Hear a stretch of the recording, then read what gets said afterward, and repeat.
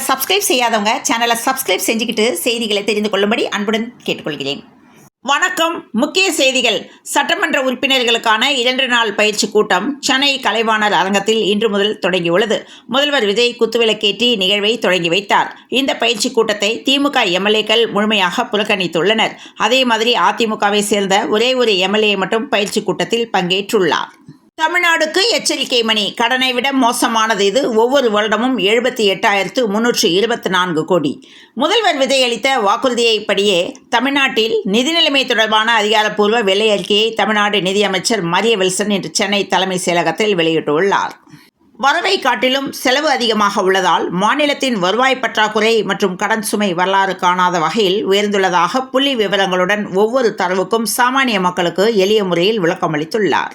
மேலும் வெள்ளை அறிக்கையை வெளியிட்டு பேசிய நிதியமைச்சர் திருக்குறளில் கூறப்பட்டுள்ள வரவை விட செலவை கட்டுப்படுத்துவது என்று பொருளாதார கோட்பாட்டை மேற்கோள் காட்டினார். ஆனால் தற்போதைய சூழலில் மாநிலத்தின் வருமானத்தை விட செலவுகள் அதிகமாக உள்ளதாக அவர் தெரிவித்துள்ளார். மேலும் 2021 முதல் 2026 வரையிலான காலகட்டத்தில் மாநிலத்தின் சொந்த வரி வருவாய் வரலாறு காணாத அளவில் வீழ்ச்சியை சந்தித்துள்ளதாகவும் அவர் கூறியுள்ளார். தமிழ்நாட்டின் வளர்ச்சி, முதலீடுகள் மற்றும் சமூக நலத்திட்டங்களை தொடர்ச்சியாக முன்னெடுத்து செல்ல வேண்டிய நிலையில் அதிகரித்து வரும் கடன் சுமை மற்றும் வருவாய் பற்றாக்குறையை கட்டுப்படுத்துவது அரசின் முக்கிய சவாலாக மாறியுள்ளது. அலரும் சீனா. பாகிஸ்தான் இந்தியாவிடம் இனி வாலாட்ட முடியாது. கைக்கு வந்த LRLACM ஏவுகணை வெற்றி. அமெரிக்காவின் சக்தி வாய்ந்த டொமோஹாக் ஏவுகணைக்கு இணையாக உள்நாட்டிலேயே தயாரிக்கப்பட்ட LRLACM ஏவுகணையை வெற்றிகரமாக சோதனை செய்துள்ளது. அதிமுக எம்எல்ஏக்கள் 4 பேர் ராஜினாமா செய்ததில் குதிரை பேரம் நடந்திருப்பதாகவும் சிபிஐ விசாரணை கோரியும் சென்னை உயர்நீதிமன்றத்தில் மனு தாக்கல் செய்யப்பட்டது. இந்த மனுவை விசாரித்த சென்னை உயர்நீதிமன்றம் குதிரை பேரம் நடந்ததற்கு என்ன ஆதாரம் என கேள்வி எழுப்பியது. மேலும் தீர்ப்பை ஒத்திவைத்து உத்தரவு பிறப்பித்துள்ளது. நடிகர் விஷால் செய்த ஒரு செயல் மட்டும் சமூக வலைதளங்களில் தனியாக பேசப்பட்டு வருகிறது. காரணம், அவர் முதல்வர் விஜயை சந்திக்கும் போது கையில் பூங்கொத்தோ விலை உயர்ந்த பரிசோ எடுத்து செல்லவில்லை என்றும் அதற்கு பதிலாக 3 ஏழை மாணவிகளின் எதிர்காலத்தை கையில் எடுத்து சென்றுள்ளார். நடிகர் விஷாலின் இந்த செயலுக்கு பின்னால் இருக்கும் சிந்தனைதான் தற்போது பலரின் கவனத்தையும் ஈர்த்துள்ளது. விராலிமலை தொகுதியின் எம்எல்ஏ சி. விஜயபாஸ்கர் தனது பதவியை ராஜினாமா செய்துள்ளார். இந்த கடிதத்தை சபாநாயகர் JCT பிரபாகர் ஏற்றுக்கொண்டார். அதிமுகவிலிருந்து எம்எல்ஏ பதவியை ராஜினாமா செய்தவர்களின் எண்ணிக்கை 5ஆக உயர்ந்துள்ளது. இதுகுறித்து சபாநாயகர் வெளியிட்ட செய்திக்குறிப்பில் சட்டசபை விதி எண் 21 படி விராலிமலை சட்டசபை தொகுதி உறுப்பினர் சி. விஜயபாஸ்கர் தனது பதவி விலகல் கடிதத்தை தம் கைப்பட எழுதி என்னிடம் அளித்துள்ளார். அவர் அளித்த பதவி விலகல் கடிதம் சட்டசபை பேரவை விதி 22 படி முறையாக உள்ளதால் அதை நான் ஏற்கிறேன் என அந்த ராஜினாமா ஏற்பு கடிதத்தில் JCT பிரபாகர் குறிப்பிட்டுள்ளார். கோபிச்செட்டிப்பாளையம் தொகுதியில் போட்டியிட்டு வென்ற அமைச்சர் செங்கோட்டையன் வெற்றியை எதிர்த்து சென்னை ஹைகோர்ட்டில் மனு தாக்கல் செய்யப்பட்டுள்ளது. அமைச்சர் செங்கோட்டையன் வேட்புமனுவில் குளறுபடி இருப்பதாகவும் காலாவதியான நோட்டரி சான்றொப்பம் ஏற்கப்பட்டுள்ளதாகவும், எனவே செங்கோட்டையன் வெற்றி செல்லாது என அறிவிக்க கோரி அதிமுக வேட்பாளர் பிரபு சென்னை உயர்நீதிமன்றத்தில் தேர்தல் வழக்கு தொடர்ந்துள்ளார். நடிகர் தனுஷின் மகன் யாத்ரா சினிமாவில் ஹீரோவாக அறிமுகமாக உள்ளதாகவும் அப்படத்தை தனுஷே இயக்க உள்ளதாகவும் தகவல்கள் தெரிவிக்கின்றன. தமிழ்நாட்டில் உள்ள டாஸ்மாக் ஊழியர்களின் மிக குறைந்த ஊதியம் மற்றும் அவர்களின் வாழ்வாதார பிரச்சனைகள் குறித்து உழைப்போர் உரிமை இயக்கத்தின் தலைவர் வழக்கறிஞர் பாரதி 11,000 ரூபாய் சம்பளத்தில் வாழ்ந்து காட்டுங்க, டாஸ்மாக் ஊழியராக 1 மாதம் வேலை பார்க்க முடியுமா என்ற கேள்வி எழுப்பி மதுவிலக்குத்துறை அமைச்சர் விக்னேஷுக்கு அதிரடியான சவால் ஒன்றை விடுத்துள்ளார்.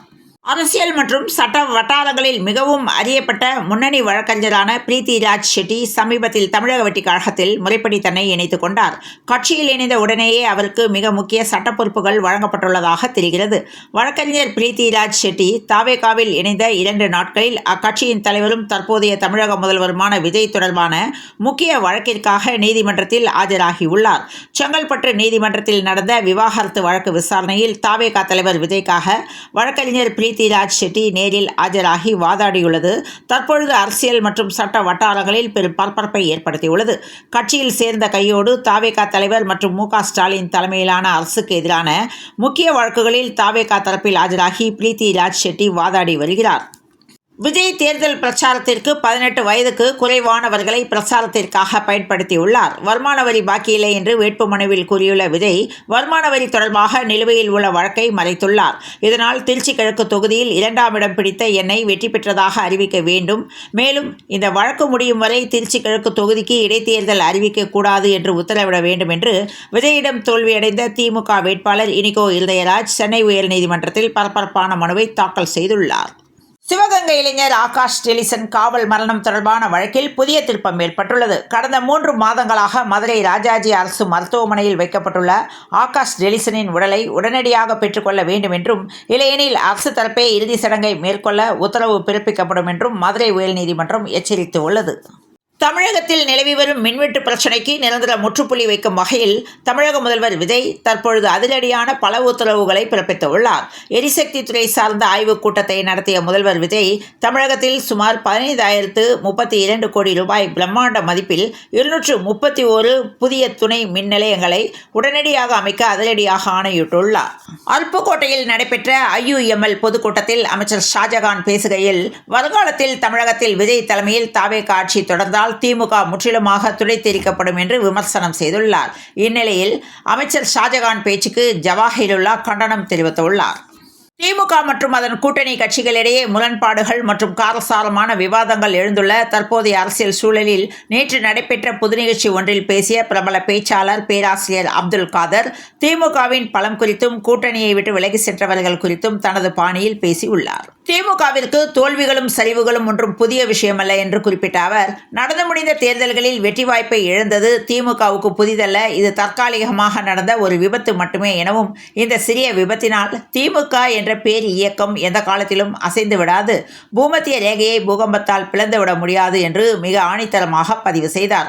மீண்டும் திமுக எழுச்சி பெற்று வரும் என்றும் அவர் தனது உரையில் நம்பிக்கை தெரிவித்துள்ளார். திராவிட பெருந்தலைவர்கள் மற்றும் திமுக தொண்டர்கள் மத்தியில் இவரது இந்த உரை சமூக வலைதளங்களில் வேகமாக பரவி வருகிறது.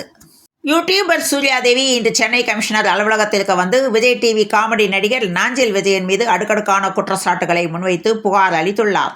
கடந்த சில நாட்களுக்கு முன்புதான் திருநங்கை வைஷு விவகாரத்தில் நாஞ்சில் விஜயன் பெயர் அடிபட்ட நிலையில் தற்போது சூர்யாதேவியின் இந்த திடீர் என்ட்ரி இணையத்திலும் பெரும் பரபரப்பை ஏற்படுத்தியுள்ளது. தமிழக சட்டமன்ற தேர்தல் தோல்வியை தாங்கிக் கொள்ள முடியாமல் தாவேக மற்றும் அதன் கூட்டணி கட்சிகளை வசைபாடி வரும் திமுகவுக்கு காங்கிரஸ் கட்சியைச் சேர்ந்த தமிழக அமைச்சர்கள் ராஜேஷ்குமார் மற்றும் விஸ்வநாதன் ஆகியோர் தங்களது கூட்டறிக்கை மூலம் கடுமையான கண்டனங்களையும் எச்சரிக்கையையும் விடுத்துள்ளனர். மும்பை கிராவ் பகுதியைச் சேர்ந்த 2 வயது பெண் குழந்தை ஒன்று வீட்டில் அரிசி சேமித்து வைக்கும் டப்பாவில் பூச்சிகள் மற்றும் எலிகளிடமிருந்து பாதுகாப்பதற்காக வைக்கப்பட்டிருந்த விஷத்தன்மை வாய்ந்த பூச்சிக்கொல்லி மருந்தின் உக்கிரமான வாசனையை எதிர்பாராத விதமாக சுவாசித்ததால் தற்பொழுது மருத்துவமனையில் அனுமதிக்கப்பட்டு உயிருக்கு போராடி வரும் நெஞ்சை பதற வைக்கும் சம்பவம் பெரும் பரபரப்பை ஏற்படுத்தியுள்ளது. சமீபத்தில் தங்களது சட்டமன்ற உறுப்பினர் பதவிகளை அதிரடியாக ராஜினாமா செய்த அதிமுகவின் 4 முன்னாள் முக்கிய விஐபிக்கள் நாளை சபாநாயகரை நேரில் சந்தித்து தங்களது விளக்கத்தை அளிக்க திட்டமிட்டுள்ள விவகாரம் தமிழக அரசியல் வட்டாரத்தில் மிகப்பெரிய சலசலப்பையும் விவாதத்தையும் கிளப்பியுள்ளது. எய்ம்ஸில் வேலைவாய்ப்பு அறிவிக்கப்பட்டுள்ளது. அகில இந்திய மருத்துவ அறிவியல் நிறுவனங்கள் மற்றும் மத்திய அரசு மருத்துவ நிறுவனங்களில் காலியாக உள்ள 2668 குரூப் பி, குரூப் சி பணியிடங்களை நிரப்புவதற்கான அறிவிப்பு வெளியாகியுள்ளது. 10 முதல் டிகிரி போதுமெனவும் தேர்வர்கள் மிஸ் பண்ணிட வேண்டாம் என்றும் தகவல் வெளியானது. தமிழகத்தில் சட்டம் ஒழுங்கு சீர்குலைந்து வன்கொடுமைகள் அதிகரித்து வருவதாக கூறி அதற்கு பொறுப்பேற்று தமிழக முதல்வர் விஜய் உடனடியாக தனது பதவியை ராஜினாமா செய்ய வேண்டும் என்று பாஜக மூத்த தலைவர் ராஜா ஆவேசமாக வலியுறுத்தியுள்ளார். இதுகுறித்து செய்தியாளர்களிடம் பேசிய அவர், இதே போன்றதொரு சூழலில் தான் இருந்திருந்தால் உடனடியாக தனது பதவியை துறந்திருப்பேன் என்றும் சாடியுள்ளார். முன்னதாக தனது எக்ஸ் சமூக வலைதள பக்கத்தில் பதிவிட்டிருந்த ராஜா, நிர்வாக திறனற்ற தமிழக வெற்றிக்கழக அரசால் மாநிலத்தில் நாள்தோறும் பெண்களும் குழந்தைகளும் சொல்லோனா துயரங்களுக்கும் அவதிக்கும் உள்ளாகி வருவதாக குற்றம் சாட்டியிருந்தார். மேலும் தமிழகத்தில் இதுபோன்ற வன்கொடுமைகளும் அசம்பாவிதங்களும் இனிவரும் காலங்களில் தொடராத வண்ணம் அரசு உடனடியாக கடுமையான மற்றும் முறையான நடவடிக்கைகளை மேற்கொள்ள வேண்டும் என்றும் அவர் தனது பதிவின் மேலும் வலியுறுத்தியுள்ளார்.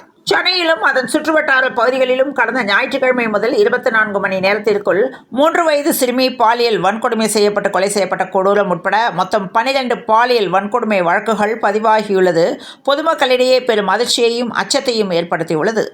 தமிழ் சினிமாவில் பிரபலமான இயக்குநர்களில் ஒருவராக திகழ்ந்தவர் ஆர்.வி. உதயகுமார். இவர் அதிமுக கட்சியின் கலைப்பிரிவு செயலாளராக இருந்த நிலையில் தற்போது அந்த பொறுப்பிலிருந்து அடிப்படை உறுப்பினர் உள்ளிட்ட அனைத்து பதவிகளிலிருந்தும் விலகுவதாக எடப்பாடி பழனிசாமிக்கு கடிதம் அனுப்பியுள்ளார்.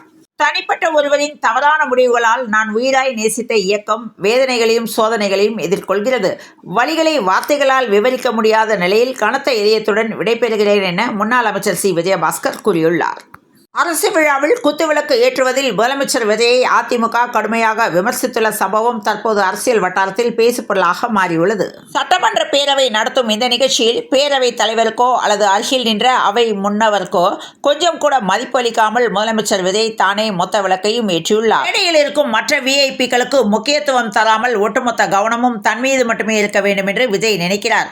அது அப்பட்டமான சுயநல போக்கு மற்றும் நார்சிசிஸ்டிக் பிஹேவியர், தன்னைத்தானே வியந்து கொள்ளும் இல்லையா என அதிமுக கேள்வி எழுப்பியுள்ளது.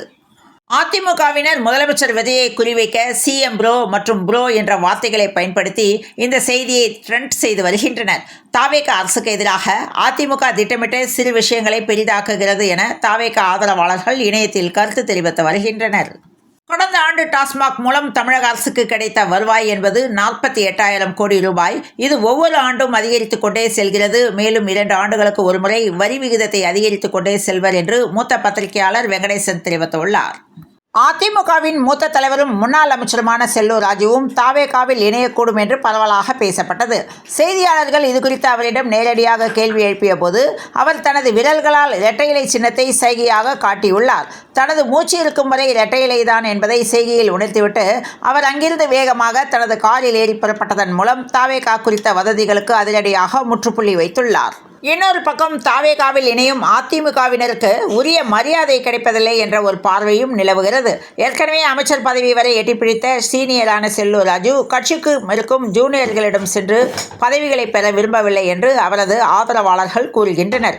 இதனால் இனி வேறு கட்சிக்கு செல்ல வேண்டாம் என்ற முடிவை அவர் எடுத்துள்ளதாக தெரிந்தாலும் அதிமுக தலைமை மீது அதிருப்தி அதிகமாகும் பட்சத்தில் அவர் திமுகவை நோக்கி நகரக்கூடும் என்ற மாற்று அரசியல் பேச்சுகளும் தற்போதைய அரசியல் வட்டாரங்களில் கிசுகிசுக்கப்பட்டு வருகின்றன. தமிழகத்தில் இன்று 9 மாவட்டங்களில் மழைக்கு வாய்ப்பு இருக்கும் என சென்னை வானிலை ஆய்வு மையம் அறிவித்துள்ளது.